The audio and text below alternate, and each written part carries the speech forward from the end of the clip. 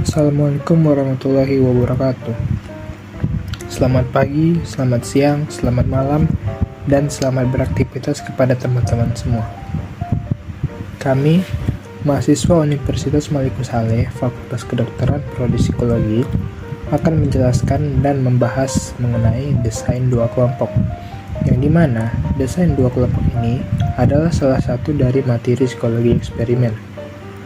Nah, kali ini saya diberikan kesempatan untuk menjadi moderator sekaligus pemateri dalam pembahasan ini. Nama saya Reza dan saya juga ditemani oleh dua rekan saya. Ada Melisa dan Wita. Nah, sebenarnya apa sih desain dua kelompok itu? Nah, pertanyaan ini akan dijawab dan dijelaskan oleh Melisa. Kepada Melisa, dipersilahkan. Baiklah, sekarang kita memasuki materi pertama yang akan dijelaskan, yaitu pengertian desain dua kelompok. Apa itu desain dua kelompok? Nah, desain dua kelompok sendiri merupakan desain yang sederhana tetapi telah memenuhi syarat sebagai penelitian eksperimental. Nah, desain dua kelompok ini memiliki dua ciri, yaitu yang pertama, lebih baik dibandingkan desain satu kelompok. Mengapa? Karena dimungkinkannya dilakukan kontrol variabel sekunder atau variabel ekstraneus, yaitu variabel bebas lain yang dapat mempengaruhi variabel tergantung atau variabel dependent yang lebih banyak, terutama randomisasi serta adanya kelompok kontrol sebagai pembanding. Nah, desain yang bersifat eksploratif menjadi ciri kedua dari desain dua kelompok. Kenapa? Karena kita dapat mengetahui apakah variabel bebas berpengaruh terhadap variabel terkait. Selanjutnya, kita masuk dalam kegiatan dalam desain dua kelompok. Menurut Robinson, 1981, 4 hal yang dilakukan peneliti pada desain dua kelompok yaitu yang pertama, mengontrol variabel sekunder. Nah, dalam desain satu kelompok tidak dimungkinkan dilakukannya kontrol variabel sekunder kecuali eliminasi dan konstansi kondisi sebagai syarat penelitian eksperimental. Yang kedua, memberikan variasi variabel bebas yang berbeda pada setiap kelompok penelitian. Nah, artinya kegiatan ini merupakan pengertian dari manipulasi variabel bebas sebagai salah satu syarat penelitian eksperimental. Dengan adanya variasi variabel bebas ini, maka desain dua kelompok menjadi desain yang lebih baik daripada desain satu kelompok karena peneliti dapat membandingkan variabel tergantung dari perbedaan variasi variabel bebas tersebut. Yang ketiga, mengukur varians antar kelompok VAK dan varian dalam kelompok VDK. Nah, arti dari VAK ini sendiri adalah jumlah variasi variabel tergantung berkaitan dengan variabel bebas, sedangkan VDK adalah jumlah variasi berkaitan dengan variabel sekunder yang tidak terkontrol dalam penelitian. Nah, dalam kegiatan ini, untuk mengetahui apakah perbedaan skor variabel tergantung pada kelompok eksperimen dan kelompok kontrol disebabkan oleh perbedaan pemberian variabel bebas atau karena faktor-faktor lain, kita perlu menghitung varians antar kelompok dan varians dalam kelompok. Yang terakhir, membandingkan VAK terhadap VDK. Nah, dalam kegiatan ini, setelah mendapatkan hasil perhitungan VAK dan VDK, kita membagi hasil perhitungan VAK terhadap VDK untuk mengetahui kemungkinan perbedaan dalam skor KE atau kelompok eksperimen dan kelompok kontrol terjadi karena disebabkan oleh variabel bebas atau terjadi secara kebetulan. Sebenarnya ini merupakan analisis statistik, yaitu uji F-test untuk mengetahui besar perbedaan variabel tergantung pada kelompok eksperimen dan kelompok kontrol. Selanjutnya kita masuk kepada jenis-jenis desain dua kelompok. Yang pertama, static group design. Desain ini disebut static group design oleh Robinson 1981 dan disebut non-equivalent post-test only design oleh Christensen 2001 karena tidak dilakukan randomisasi untuk membentuk kelompok eksperimen dan kelompok kontrol, sehingga kedua kelompok dianggap tidak setara. Nah, pada desain ini, peneliti hanya dapat memberikan variasi tertentu pada kelompok eksperimen dan memberikan variasi lain atau tidak memberikan variasi apapun pada kelompok kontrol. pengelompokan subjek ke dalam kelompok eksperimen dan kelompok kontrol tidak dilakukan melalui randomisasi tetapi berdasarkan kelompok yang sudah ada. Oleh karena itu, desain ini tergolong ke dalam desain penelitian eksperimental kuasi. Nah, hal ini dapat dilihat juga pada rumusnya di gambar samping, yaitu kelompok eksperimen yang diberikan treatment yaitu post-test. Nah, di bawahnya kelompok kontrol tidak diberikan treatment atau varians apapun. Yang kedua adalah randomized pretest post-test control group design. Nah, sebenarnya desain ini hampir sama dengan desain sebelumnya, hanya saja bedanya tidak dilakukan randomisasi, namun kedua kelompok penelitian tidak setara dalam hal proaktif history. Maksudnya, dalam pembentukan kelompok eksperimen dan kelompok kontrol tidak dilakukan randomisasi.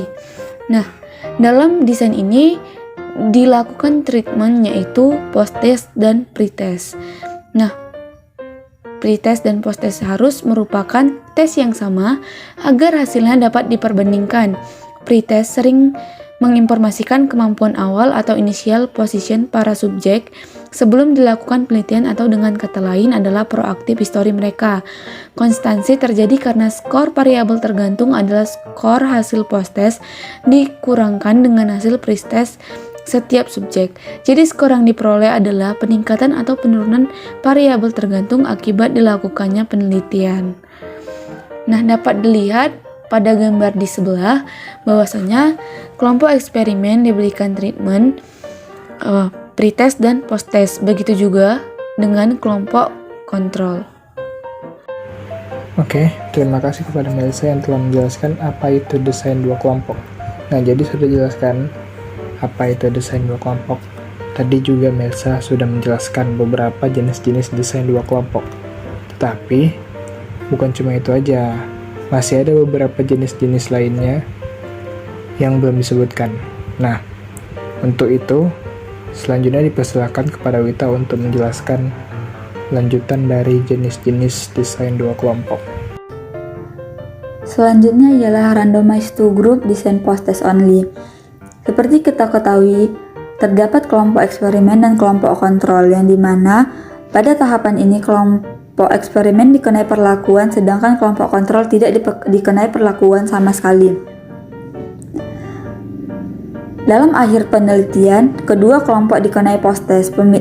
Pemilihan dalam subjek kedua kelompok tersebut ialah menggunakan proses randomisasi. Dengan begitu, sesuai dengan asumsi randomisasi, kedua kelompok yang dikenai eksperimen adalah ekuivalen atau hampir sama. Desain ini adalah desain yang sudah memenuhi syarat dilakukannya penelitian eksperimen karena telah dilakukannya randomisasi. Selanjutnya ialah randomized match two group design. Sama dengan desain sebelumnya, namun dalam desain ini memiliki kontrol tambahan yang dimana M sendiri ialah matching. Matching merupakan teknik untuk mengontrol karakteristik subjek. Setelah dilakukannya randomisasi, kemudian dimatchingkan atau dipasangkan dalam kelompok eksperimen diberikan perlakuan.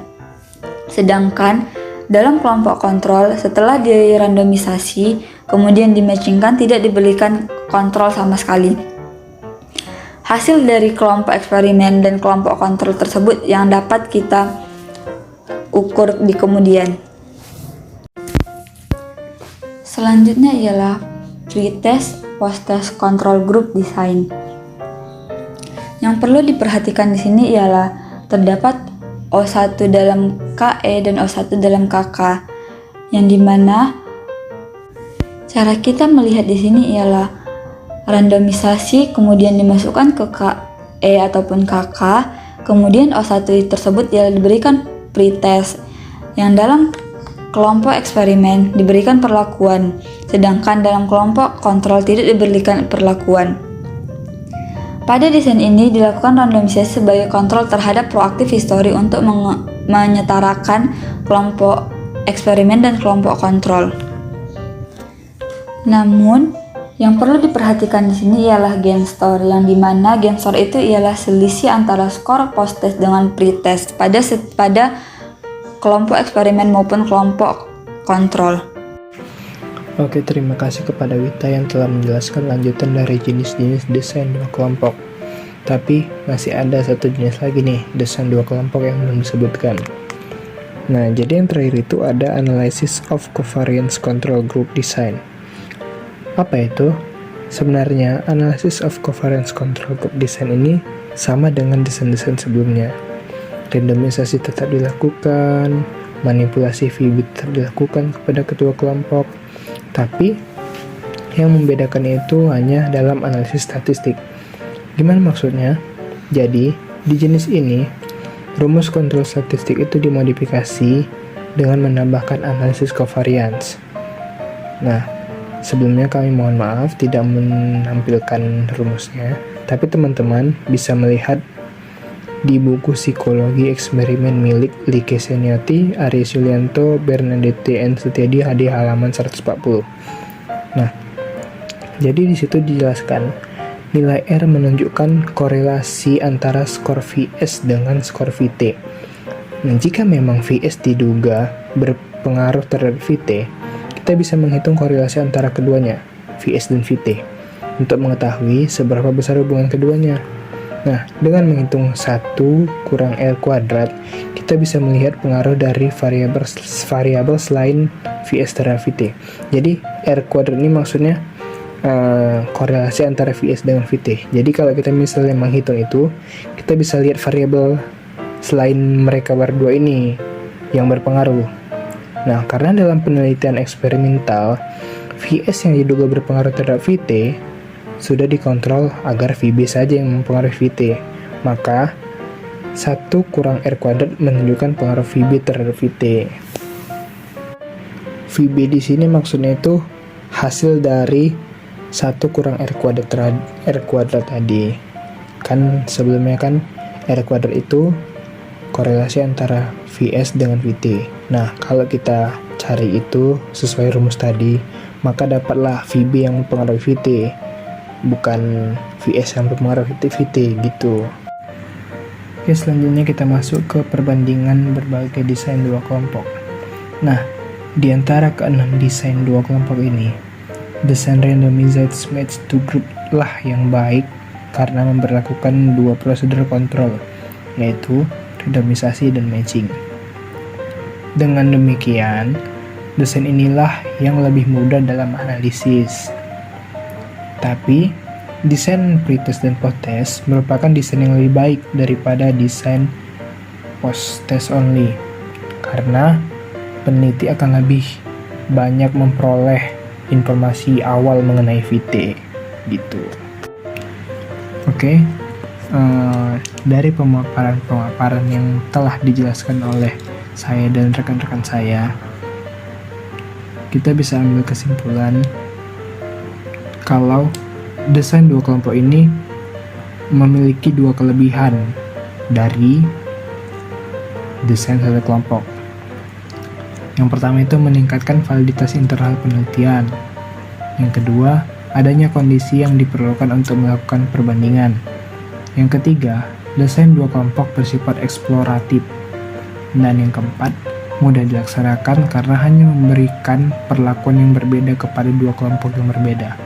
Nah, tapi kelemahan di desain dua kelompok ini tidak dapat digunakan untuk membandingkan lebih dari dua variasi VB. Mungkin segitu saja yang bisa kami sampaikan kepada teman-teman. Begitulah hasil dari diskusi kami yang sudah kami jelaskan dan kami presentasikan. Lebih dan kurang kami mohon maaf. Dan jika ada pertanyaan, silahkan ketik di kolom komentar. Terima kasih. Assalamualaikum warahmatullahi wabarakatuh. Selamat pagi, selamat siang, selamat malam, dan selamat beraktivitas teman-teman semua.